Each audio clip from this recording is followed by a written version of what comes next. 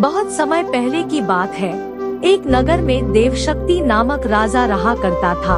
उसके पुत्र के पेट में एक सांप ने अपना डेरा जमा लिया था। पेट में सांप के होने से राजकुमार दिन प्रतिदिन कमजोर होता जा रहा था। यह देख राजा ने कई प्रसिद्ध वैद्य से उसका उपचार कराया, लेकिन राजकुमार के स्वास्थ्य में किसी तरह का सुधार नजर नहीं आ रहा था। राजकुमार के स्वास्थ्य के कारण राजा हमेशा परेशान रहता। यह देखकर एक दिन राजकुमार अपने राज्य से दूर दूसरे राज्य में चला गया और मंदिर में भिखारी की तरह रहने लगा। राजकुमार जिस राज्य में गया था, वहाँ बलि नामक राजा राज करता था। उसकी 2 जवान बेटियां थी। दोनों रोज सुबह अपने पिता का आशीर्वाद लेने जाती थी। एक सुबह दोनों में एक बेटी ने राजा को प्रणाम करते हुए कहा, महाराज की जय हो, आपकी कृपा से ही संसार में सब सुखी है। वहीं दूसरी बेटी ने कहा, महाराजा, ईश्वर आपको आपके कर्मों का फल दे। यह सुनकर राजा क्रोधित हो जाता है और मंत्रियों को आदेश देता है, कठोर शब्द बोलने वाली इस लड़की की शादी किसी गरीब लड़के के साथ कर दो, ताकि ये अपने कर्मों का फल स्वयं चख ले। राजा के आदेश के चलते मंत्री मंदिर के पास बैठे भिखारी से उसकी शादी कर देते हैं। वह भिखारी वही राजकुमार था जिसके पेट में सांप ने डेरा बना रखा था। राजकुमारी उसे ही अपना पति मानकर सेवा करने लगती है। कुछ दिन बाद दोनों मंदिर छोड़कर दूसरे देश की यात्रा पर निकल जाते हैं, क्योंकि दोनों मंदिर में रहना सही नहीं समझते। सफर के दौरान रास्ते में राजकुमार थक जाता है और एक पेड़ के नीचे विश्राम करने लगता है।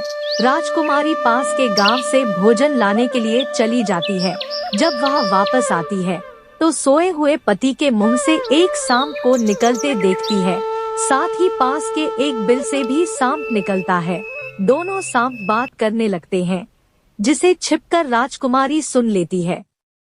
एक सांप कहता है, तुम इस राजकुमार के पेट में रहकर इसे तकलीफ क्यों दे रहे हो? साथ ही तुम खुद के जीवन को भी खतरे में डाल रहे हो। अगर किसी ने राजकुमार को जीरा और सरसों का सूप पिला दिया तो तुम्हारी मृत्यु हो जाएगी। फिर राजकुमार के मुंह से निकला सांप कहता है, तुम इस बिल में रखे सोने के घड़ों की रक्षा क्यों करते हैं, जो तुम्हारे किसी काम के नहीं है? अगर किसी को इन घड़ों के बारे में पता चल गया तो वो बिल में गर्म पानी या गर्म तेल डालकर तुम्हारी जान ले लेगा। थोड़ी देर बाद दोनों सांप अपनी अपनी जगह वापस चले जाते हैं, लेकिन राजकुमारी दोनों सांपों के रहस्य को जा चुकी थी। इसलिए राजकुमारी पहले राजकुमार को भोजन के साथ जीरा और सरसों का सूप पिला देती है। इसके कुछ समय बाद राजकुमार ठीक होने लगा। फिर उसके बाद बिल में गर्म पानी और तेल डाल देती है, जिससे दूसरे सांप की भी मृत्यु हो जाती है। इसके बाद बिल में रखे सोने से भरे घड़े को बाहर निकालकर दोनों अपने शहर लौट जाते हैं। राजा देवशक्ति अपने बेटे और उसकी पत्नी का धूमधाम से स्वागत करता है। कहानी से सीख। इस कहानी से यह सीख मिलती है कि अगर कोई किसी का बुरा सोचता है तो उसका भी बुरा होना तय है। सांप ने राजकुमार का बुरा सोचा तो उल्टा उसका बुरा हुआ।